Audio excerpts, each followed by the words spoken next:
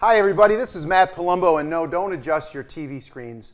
I know many of you out in HCTV land are used to seeing me or hearing my voice doing Friday night football for our great hometown Explorers.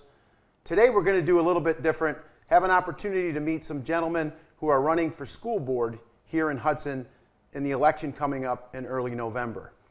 Opportunity to spend some time with Matthew Clapper, Mark Justice, and Matt Romano and hear from them directly their vision about Hudson schools, why they're running, and give you an opportunity to just hear more about their plan. So with that, we'll get started. We're going to start with Matthew Clapper, candidate, and many of you too that tune in on Friday night will know the name Clapper. He's had a couple of kids, number 65 on this year's team, right? Jake Clapper, I believe, right? Yes. That's having a great season. So welcome to Hudson Community Television. Great opportunity. Thank you to share some of the things about you. Yeah, and let's just kick it off right. Yeah, it's great to be here, and thanks for coming in. Just give you an opportunity, Matthew, to tell the folks a little bit about you and your time here in Hudson. Perfect. Yeah. So my wife and I have been residents for 17, going on 18 years. Our children have all grown up here. They started in kindergarten, pre-kindergarten. Matthew, my oldest, just graduated last year. He played on the offensive line right next to Jake last year, his senior year. And he just graduated this past June. But he started in kindergarten and went every year through 12th grade here in Hudson schools. Jake started in kindergarten as well. He's now a junior, doing really well in school and playing, as you mentioned, playing football for the Explorers and looking forward to wrestle this winter for the Explorers. My daughter, my youngest, also started again at kindergarten, and now she is a freshman. So she is just starting the high school experience, really enjoying it so far. She was a little bit nervous coming into the big high school, right? As in middle school, you go through 8th grade and you're kind of the big kid in the school, and then you're back to the bottom again, coming as a freshman. But and your kids are big; they're not. Yes. Thankfully, I know Coach Goff likes that, so that's great. Yeah, we were never short on size. You can just ask Jake. Jake will tell you about that, which is all right. But yeah, they've really enjoyed their experience here in Hudson. Love the community. The community is phenomenal. It's kind of like our extended home, Sure. Our extended family, really. We just love our neighbors. Just great friendships that we've had since first moving into the community. The kids have had, developed great friendships through the schools, and even starting in preschool. It's just our whole family and history have been here, so it's been great. Sure. Well, good. And I know, obviously, public service is such a commitment. Anybody who runs for office, my hat is off to them because of the time commitment. Sure. So one of the things I always wonder, and really, is why. So why are you doing this? Why are you running for school board? Well, I guess we've certainly received a lot from the community, from the schools itself. We want to. Personally, I'd like to continue the tradition of excellence. I mean, there is a gentleman retiring from the school board this year, so I'm running for an open position. And it's an opportunity for me to help kind of continue the high expectations that our community really enjoys from our schools. If it's one thing that I've learned, not surprisingly, but just reinforced over and over in my outreach to the community during this campaign, is that Hudsonites are really proud of our schools. They want high performance, high academic performance. High performance in activities, sports, athletics, with the band, the music program. Hudson is really proud of, its schools, and so, I'm here to continue that tradition of excellence, improve on it if I can, and I think we can, and basically, continue to provide for our students the, what Hudson has historically given to us. Great, and I know from my experience in talking to folks, everybody wants great schools in Hudson. I mean, that's why my wife grew up here.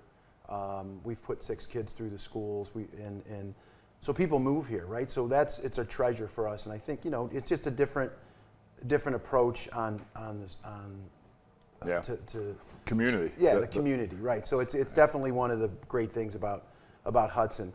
So I had a chance, not a lot of time because we put this together pretty quick, but looked at some of your literature, and one of the things I saw, and I wanted to ask you about it, is back to the basics. Like, what is that? What do you mean by that when you say back to the basics? Sure. So it's simply the core of it is refocusing a little bit on just the priority of academics, making sure that the fundamentals are well addressed, well covered, all the way from kindergarten all the way through 12th grade, and that's something that it's really important. Historically, we've done that.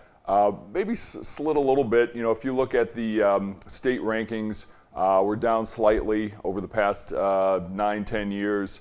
I saw that. I was surprised to see that. But yeah. Right. And I think most residents would be surprised that we've slipped a little bit. Not a lot, but it's a trend we can reverse. Again, focusing at the elementary school level, early learning, early math, early reading, early writing can really, I think, provide the foundation. Small corrections there can provide a foundation that translates into the middle school and the high schools, and gets us back to, for instance, the top 10 ranking in the state of Ohio, and even better. Right. So yeah, that's one of the goals. For the idea behind getting back to the basics is simply refocusing on what Hudsonites really enjoy out of their schools is the academic excellence. I spoke to one gentleman who lives down the street from me. He was just delighted with the schools because his daughter had come out of Hudson School and was very well situated when she went to college. And a lot of residents, feel that way, and they love the fact that the school system here supports the kids, gets them ready, and that's something that we're going to continue and, like I said, improve upon. The idea is really to make sure that the policies that the board sets are helping the teachers in the classroom so that the kids are getting the best that they can get and reaching their full potential. Right. I look, I'm a competitive guy. There's a lot of competitive people in Hudson. I think it's just the nature of the community, which is good, right? So I don't care if it's the band or the football or obviously sports, co-curricular, extracurricular. We want to be great at everything. And when you see those rankings, it's something like, hey, and we can definitely, and we need to turn it around. And I think the back to the basics is, I get it. I think there's so many distractions right now for kids out there, just on the outside world. And people talk about the, we laugh about it, the old Hudson bubble, right? I'm sure you've heard that. Right? Sure. The bubble. Sometimes the bubble's good, right? Sometimes so it's good. We can keep and start to refocus and turn things around. So. One of the other things on your literature too that is the fiscal responsibility, transparency type thing. I don't know if you want to talk a little bit about that. I think everybody wants to be confident that their finances are being well cared for, well managed, being put to the classroom where they're going to be the most effective for the students. Number one, being put to the activities that the students gain a lot of enjoyment out, and really that help them form their identity and kind of reinforce what they're doing in the classroom. A lot of our coaches and like the band directors, they help focus on academics. There's kind of like if you will, like almost like a check and balance where we're going to put our time down on the ball field or whatnot, but we're going to check and make sure and kind of help guide your academics as well, and that's really great. But at the same time, I think the community deserves a school board that's just as diligent with their finances as the school is with our students. We should know that we're getting the best money for our dollars, that they're going where the community wants the school as an institution to go, and so if I had maybe one minor criticism for the leadership at the school now, it's hard to see how they're spending the money. It's not very transparent. They'll tell you what they need and they'll tell you what they've got, but they won't show their work. they're not very good at showing their work, right? And so, and again, that's an easy to fix. You know, it's just kind of doing the diligence to just basically expose the budgets to the community simply so that they're confident. You know, they can easily look at that and say, yep, that's, you know, what I want is where my dollars are going. And, you know, I think we can increase the support, you know, for finance in the schools simply by opening up the, you know, allowing people to see how the budget works, and then, you know, they have the confidence that their money's being well spent. And that goes a long way in a community, I think, particularly a local community. For sure. Yeah. For sure. I think that makes sense to me. I mean, one of the great quotes that I love, and the folks out there, I apologize. There's another football analogy, so hey, I just can't right. get away from Football's it. But, in my heart too. A great quote by Woody Hayes, the great Ohio Okay. State coach, is he always said, "You win with people," Yeah. right? Yeah. And when I think of our experience in Hudson with 6 kids, and I just think of the teachers that have impacted my kids' lives, every single one of them, all the way from you know, their time when they were at Evamere and now at the high school. I mean, everything in between. So I think we've got to let these teachers. We have to support our teachers. Let our teachers teach, right? I think is the most important thing. Yes. And let them do their job because they're good at what you do. What's your thoughts on that? Yeah, that's a key. I mean, that's an essential key. You know, from a leadership perspective, I think that the board really needs to have an open door with our teachers, because they're the ones on the ground, they're the ones in the classroom dealing with students every day. And they're going to be, you know, if there's a change in course that needs to be, you know, minor or whatever, they're going to see it. They're going to see it. They're going to recognize it. And so, you know, having that open door to make sure that the teachers can give that feedback to leadership, so that the policies, the school policies, are, you know, supporting from above what the teachers are seeing in the classroom. You know, that's really an institution that you want. That's an organization that's functioning healthily. You know, where, you know, it's the school's policies are assisting the teachers in the classroom to basically to deliver on the promise of academic excellence, right?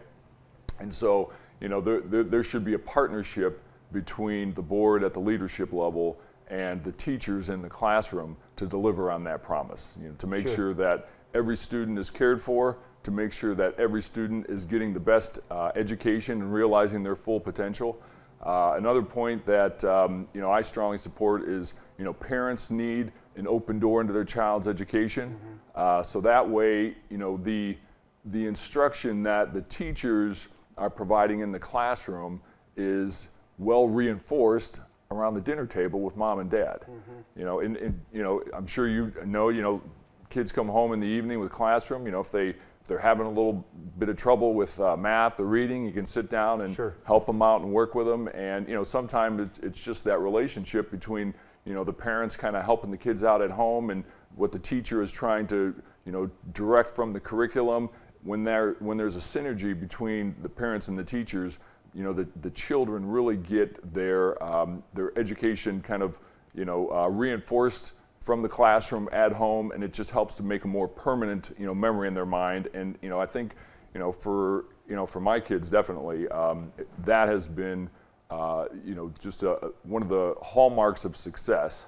For instance, my son Jake is a brilliant kid. He's taken calculus already in high school, and you know, a lot of that's simply because he can see, you know, he gets it in the classroom. You know, I'm I have a graduate degree in physics, so I did my years of calculus in high school and in college very similarly, and I can help reinforce that at home. And so having teachers or having parents an opportunity to work with the teachers to reinforce what they're doing in the classroom, I think that's, you know, one of the, you know, something that Hudson's been very good at, and that we're going to continue at, and make sure that that open door is available for the parents who know their kids best. That's great. And what I hear you saying, I think, Matthew, is it's all about cooperation. Have that parent involved. Let the teachers teach, right? And then the other thing too, and we're running out of time, is I keep hearing again, not necessarily, you don't want the funding for the schools. You want to direct that money into the classroom where it's going to reverse those test scores and let those teachers do their thing, right? So I want funding for the best professionals, right? But that needs to go to the classroom, and like I said, the community wants to know that we're being diligent with their finances, Sure. right? Some people are numbers people. Other people just want to know somebody's careful with the numbers, and that's what I want to make sure that we're doing. Show them what we're careful with the numbers, and that we're giving the teachers the resources they need in the classroom so that we can succeed. Hey, great stopping in. Appreciate you coming in and It's been a sharing pleasure. sort of the vision. Good luck. So we're going to bring in Mark Justice here in a few minutes, but thanks for tuning in. This is Matthew Clapper, candidate for Hudson School Board. Hey everybody, this is Matt Palumbo, and we're back with our special programming here. We're going to welcome Mark Justice, who is a candidate for Hudson School Board, and get a couple minutes to spend with Mark. And welcome to HCTV. Appreciate you coming in for this special program. This is great. So yeah, we'll start it off the same way, give you an opportunity just to, I know you're a longtime Hudson resident, very involved with the Science Olympiad, and share some of the things about yourself and your experiences here in Hudson. Good deal. All right.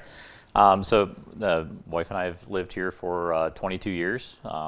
Moved here because of actually proximity to the parks, but the schools, as with most Hudson residents, that was a big draw, right? We want to make sure our schools are great. I've got 3 daughters in our school system right now, ranging from 10th grade on down to 6th grade. So I'm living the life that the parents are living out there, right? Getting to softball games, getting to gymnastics practice, band practice, you name it. So very involved from that perspective. Personally, I'm an engineer, automation engineer, so I work with equipment. Specifically, I work with management teams and engineering teams and operations teams to try and find that happy medium to make sure that a system performs the way it's supposed to perform, and we get the best bang for your buck, if you will. So do a lot of that. Volunteering-wise, I spent a lot of time with the Hudson Science Olympiad team at the middle school. It's a great organization. Well led. There are almost 40 mentors that all are, parents that are contributing time and trying to help. And more importantly, though, there's 47 students, middle school students, that are all, working in this competitive environment with a STEM focus. Right. So it's great. A lot of So fun. let me ask you, because I've always wondered. So how does that? Do you have a schedule that you go around the state with the team, the Science Olympiad? Is there one big event, or what? No. Is it the Olympics, or is it we're playing the Suburban National or whatever? I was always curious about that. Great question. So there's 23 different events, but so at a typical tournament, if you will, and there will be multiple tournaments leading up to regionals and then states, and then if you do well, then all the way up to nationals. So so it progresses up. But we'll participate in invitational tournaments. We'll be going out to Sylvania, out next to Toledo. We'll be going over to Pittsburgh. Solon's a big one, Mentor.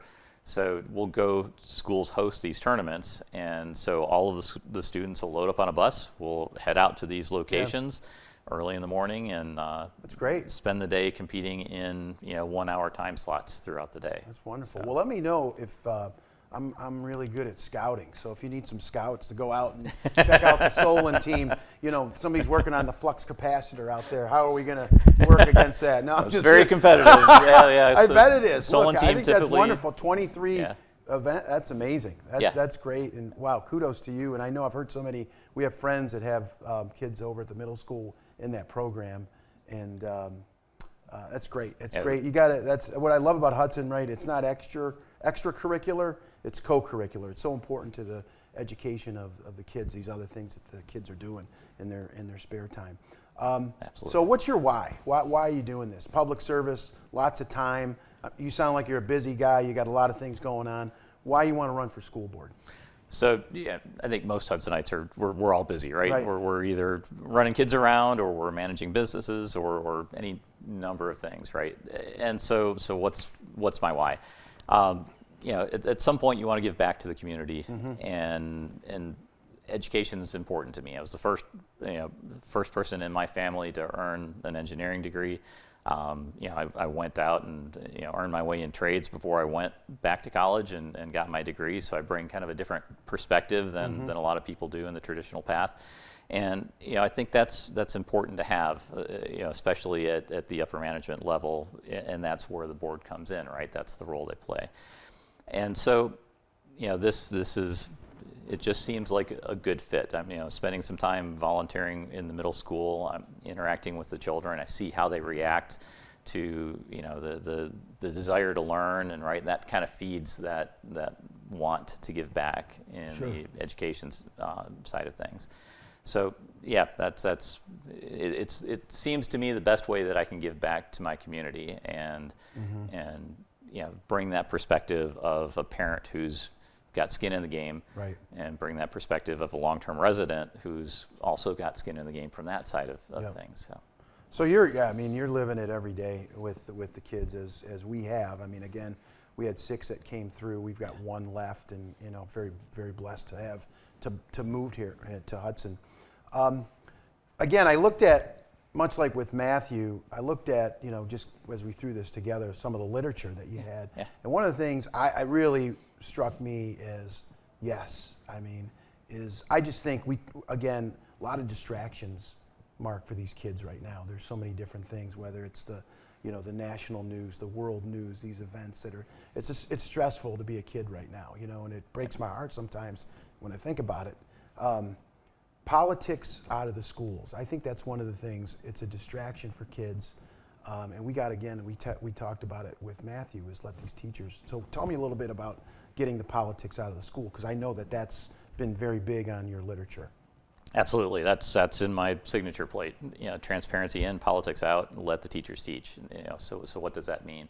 Getting the politics out to me means our students deserve a learning environment that's free from all of those outside influences of the national politics, right? And our teachers deserve that as well. Mm-hmm. We need to make sure that we're managing the schools in such a way that we're not letting our personal politics infringe upon our teachers' ability to teach. And we need to make sure that that's not infringing upon the educational experience that our Mm-hmm. students are getting. Mm-hmm. And so, I think it's important to have balance in everything, right? I think Sure. most people would agree balance is important.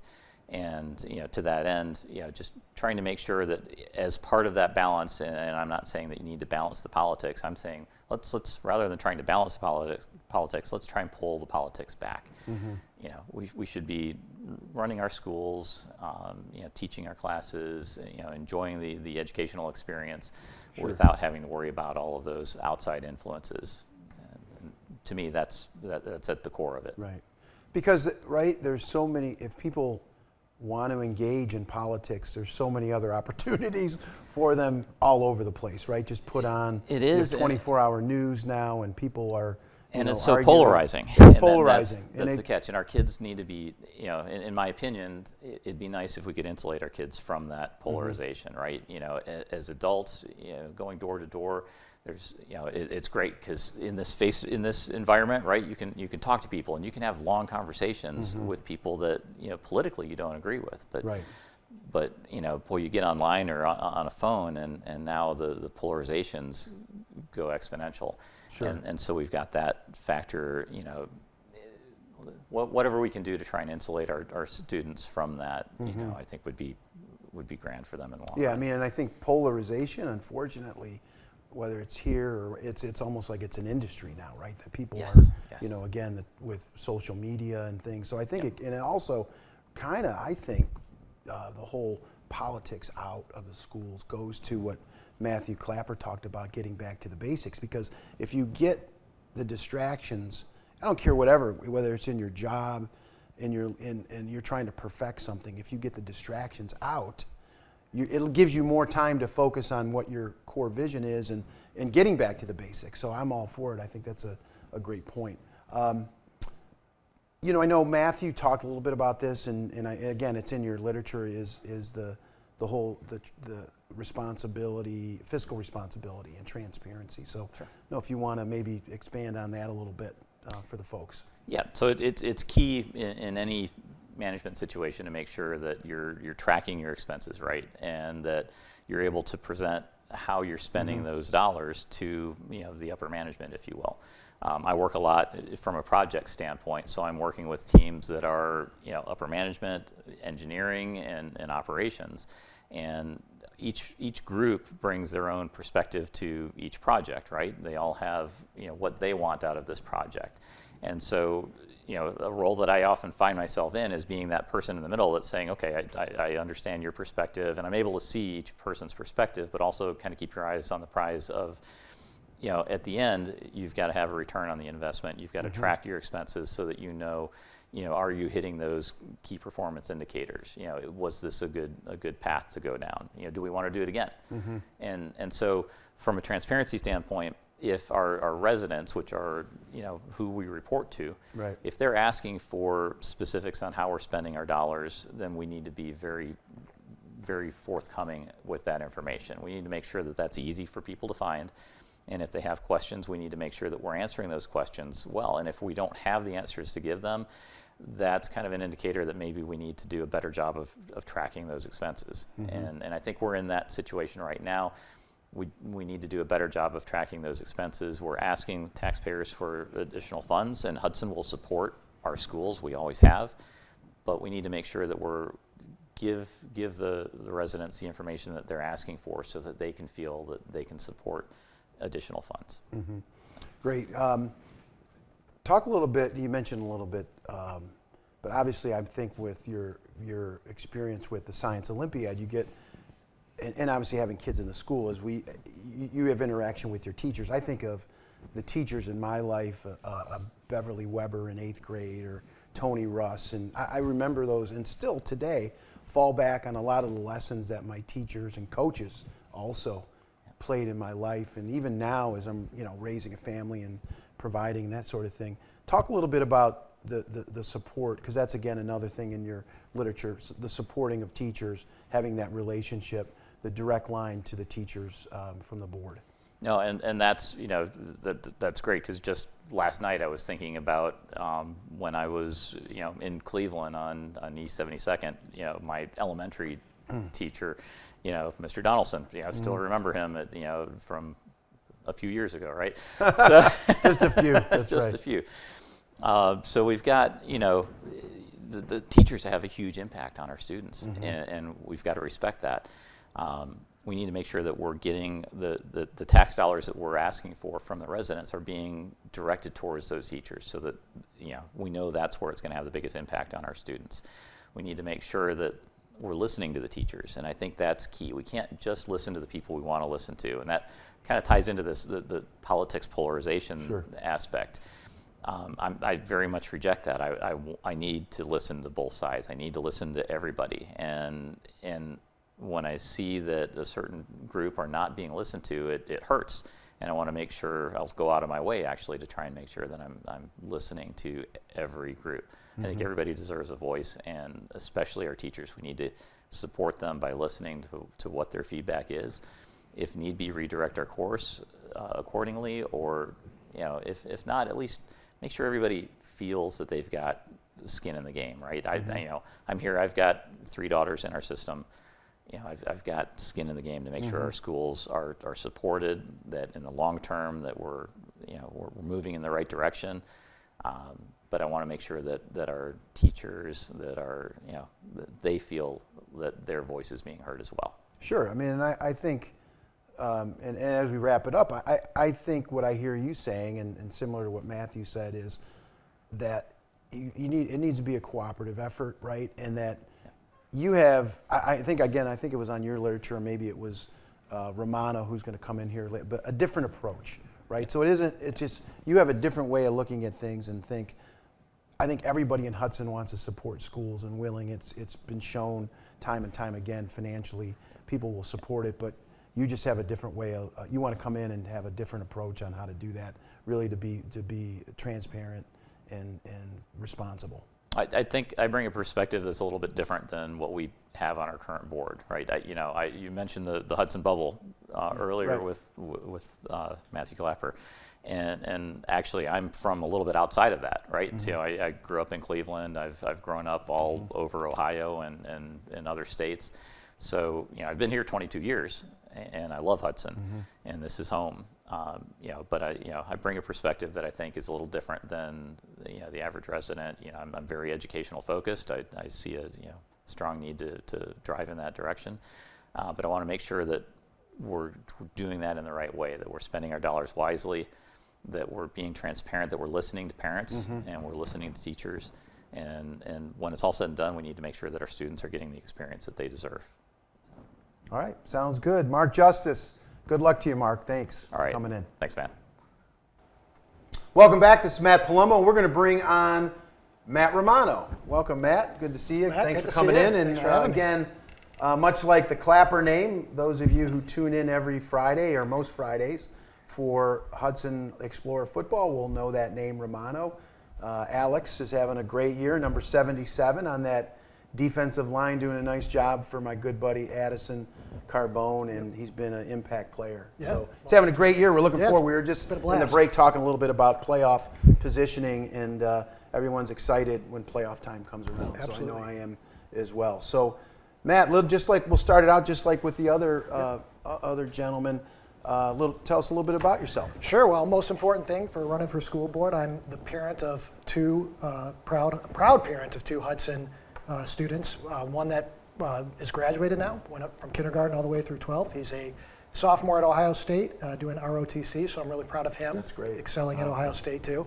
And my younger one, as you mentioned, is a senior now on the football team, and he started kindergarten as well. They both went to preschool in Hudson, and that's the number one reason why I'm running. I'm a parent with the skin in the game, and I want to make sure that Hudson continues on with its academic excellence. Yeah, I think that's right. I mean, and again, we talked about it with the other guys. Is people here love the schools. It doesn't matter if your kids have gone through it. My experience, anyways, is if you have a boatload of kids in the schools like we did at one point, or one now, or your kids are all grown. I mean, even the empty nesters that I know, look, they want good schools. It's good community. It's good for property values and all that. It's such a thing that you go around Northeast Ohio, people say Hudson, they think about the schools. Sure. So you got into a little bit, but maybe just the why. I always like to ask people, because look, public service. I just think if you're running, it doesn't matter if you're running for council, state rep, all the way up to federal office. Public service is a special calling, and you a big time commitment. Many times it's not a glorious position, right? But tell me, what's your why? So I tell people, my wife and I are both big volunteers for Hudson. We've been in the community now for 18 years. My wife and I both grew up in Northeast Ohio, so we're familiar with the Hudson area to begin with. But having lived here, I say you get what you put into a community, and my wife and I are both big believers in that. I coached Little League growing up for Kiwanis. I coached Hawks football. I'm involved with the city. I was on the Personnel Advisory and Appeals Board for well over a decade. I'm on the Planning Commission now. So, you talk about public service, and you do get, it's a great experience, and it's a great way to contribute and put back to your community. This running for public office is a whole other level of it, really. I always tell people, too, that, every experience is different. What's been wonderful about this experience is getting to go door to door. I've probably close to 100 hours now of going door to door and talking to Hudson residents just about their feelings on the schools, what their personal experience has been, what their kids' personal experiences have been. Talked to a lot of teachers that teach here in Hudson and teachers who are in other districts, just going through my door to door. That's been a wonderful experience. From my standpoint, running for public office is the paramount thing that you can do to contribute back to your country and to, in this case, the community. That's great. Yeah, I mean, it is. There's a reason it's called public service, right? That's right. Because both of those words are critical, right? It is a very public position, and obviously it's serving. It's not. It's a time-consuming thing. And I kudos to. That's one of the things I think the unsung hero I think of Hudson in terms of child development is the great youth sports organizations that we have here, whether it's Kiwanis and obviously the other baseball groups, and that's been my experience. And obviously Hawks has been tremendous for my kids, and you see kids all over. In fact, it was funny because they just did the senior night at Hudson. We broadcast the game against Nordonia, and the public address, all the kids get to say what their greatest memory was in football, and a lot of them it was a Hawks experience. Even though all those great games that they've been in. So it's great that I think that's great investment. Well, it's important. I mean, the thing about Hudson is that there's so many parents that are involved, so many families that are proud to be here, and it's not just with sports, right? We heard a little bit from that with Matt Clapper. We've also heard from Mark Justice about Right. the Science Olympiad, but there's so many other things too. It's not just the band, it's the theater Right. program, it's the PTO, an unbelievable amount of parents, Right. including my wife for years on the PTO. And we're lucky to live in a community like that where parents are so involved and willing to contribute their time. And it's wonderful that we can harness that energy and harness all that expertise. And that's one of the things I want to do as a board member is make sure that parents are heard, teachers are heard, community members who have contributed for so many years continue to contribute and continue to stay very happy about what they want to put into the schools and into the community.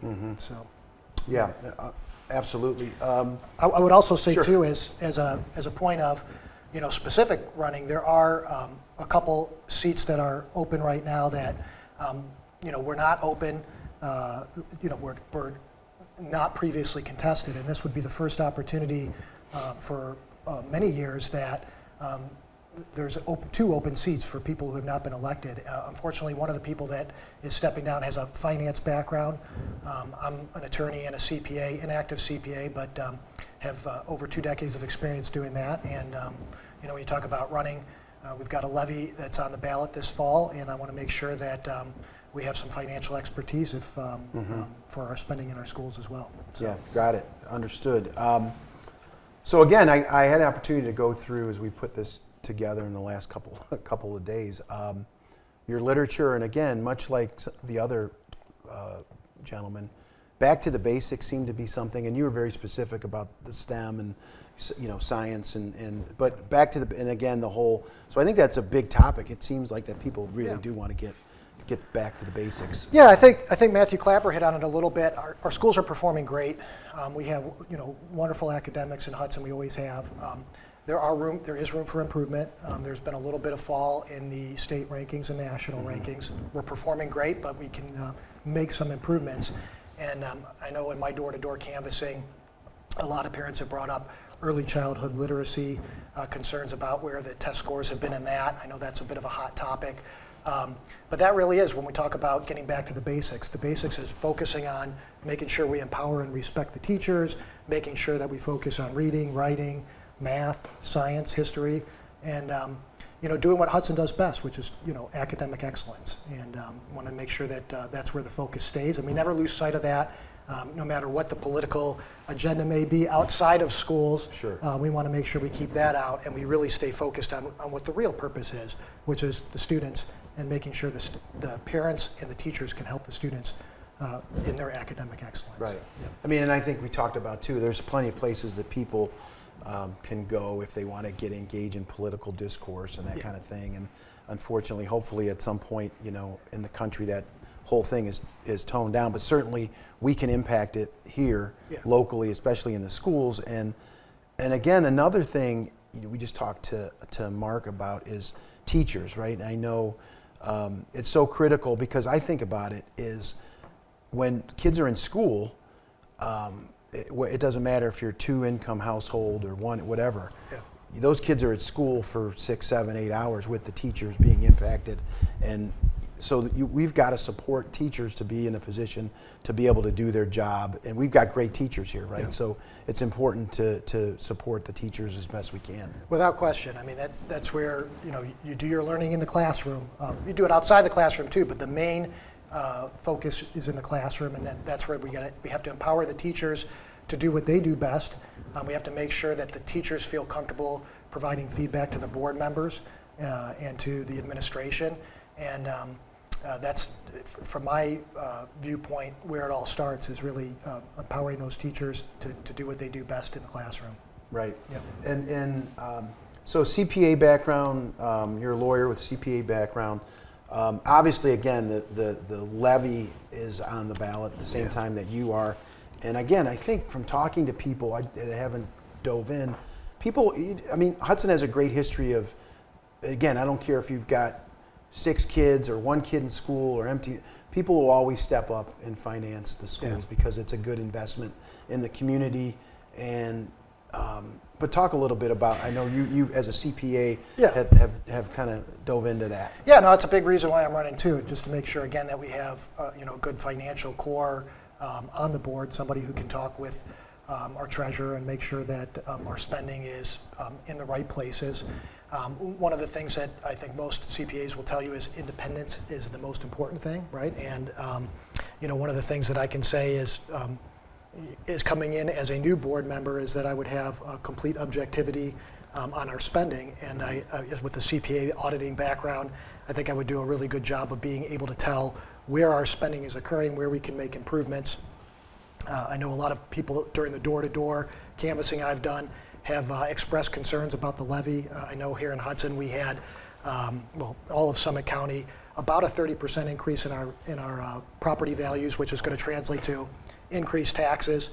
There's also a property tax levy on the ballot this fall. Our schools are asking for, in just 5 years' time, to spend another $11 million annually, and I think that gives a lot of residents pause and concern. The number one important thing is to make sure our schools are funded. I think every parent agrees on that. The proof is in the pudding that you must fund schools, but we have to fund it responsibly. And when you talk about annual budgets and increasing it by $11 million, I think that a lot of residents want to make sure that we're paying close attention to where that money is going. And I did a little bit of research in preparing for my door-to-door canvassing and preparing for running for school board. I went to the Ohio Department of Education website, compared us to other nearby districts. Aurora, for example, or Brecksville, for example, both neighboring towns, both performed better than us on the state report card, and surprisingly are both performing at a lower cost per student than we are. And so that gave me some pause and concern. I know that the Ohio Department of Education website indicates that Avon is a school that performed almost identical to Hudson in the state report cards. They have 23 less students, I think, and they're actually operating at a budget of $20 million less per year. And so to me as a CPA, I say, well, if there's a $20 million difference, we need to take a very close look at where the spending is going. Is it going to the classroom? Is it being provided to the teachers, or is it going elsewhere? And especially if we're going to put a levy on the ballot, I think it's important that we have fiscal responsibility, and that's a real big hallmark of what my campaign strategy is to make sure that parents understand that if they vote me in, I'm going to be very careful on what we spend. I'm going to make sure that we fund the schools, continue to fund the schools, but I'm also going to make sure that the money's spent in the right place. And when you talk about just a little bit, when you say money directed to the classroom, so is that what do you mean? Is that resources? Is it the teacher? What do you mean by that? What that really means is we want to make sure that the spending is not on extra things. For example, there could be 6 figures spent on non-curriculum items, right? Things like what's our strategy? What's our overall approach to Portrait of an Explorer? And if we pay a consulting company quite a bit of money on that, is that money well spent, or is there ways that we can take that and put it back into academics and in curriculum? Really stay focused on the students, and it doesn't mean that we're not spending on other activities. Sure. As you called them, I think when you were talking with Mark Justice, co-activities, right? Co-curriculum, yeah. Right. Whether it's theater, whether it's band, whether it's sports, that's all spending on the children, and that's all part of the overall learning. So I'm very much in favor of that, but we just want to make sure that we're not spending too much money on consulting contracts or things like that that are more administrative and maybe important with regard to the background, but we've got to make sure that we're spending that money carefully. Yeah, and I would think that when you marry that approach with, and I think I was surprised to know that the test scores were falling, and like we talked about, I'm a competitive guy. I want to be Hudson. I want Hudson to be great at everything, right? And so when I hear those numbers, it concerns me. But I would think the quickest way to counter that would be putting, as they say, lead on the target. Let's invest in the classroom. Yeah, absolutely. Yeah. I mean, look, we're operating at a pretty high annual budget already, and if what's important is making sure our test scores are improving, making sure that our teachers feel like they're being funded and being supported in the classroom, that we take that money that it seems to be spending at a bit of a higher clip than some of our neighboring communities, that we really focus that back on the kids and make sure that it sticks with the kids Right. in the classroom and the teachers. Got it. Yeah. Okay. Well, I think that's it. We're going to wrap. Anything else to? No, You have a great story to tell from the door to door. What's the funniest thing that you can share with the audience? You've knocked on 100 doors. You probably got some great stories. Well, listen, nothing too Not to special. put you on the spot. No one's chased me out of the yard yet, so Okay, I've well, been that's happy good. about that. Good. Well, good. But the important thing is just for people to get to the ballot, to get to the polls on November 7th and make sure that they vote, and preferably for me on November 7th for school board. Great. Yep. All right. Hey, Matt. Matt thanks so much for Romano, your time. thank you. Yep. Well, that wraps it up. I appreciate all folks and tuning in to this special program at Hudson Community Television. I encourage you to continue to support HCTV and the fine work that they do, all the programming, the local programming, and appreciate everybody tuning in. This is Matt Palumbo signing off. Have a good day, everybody.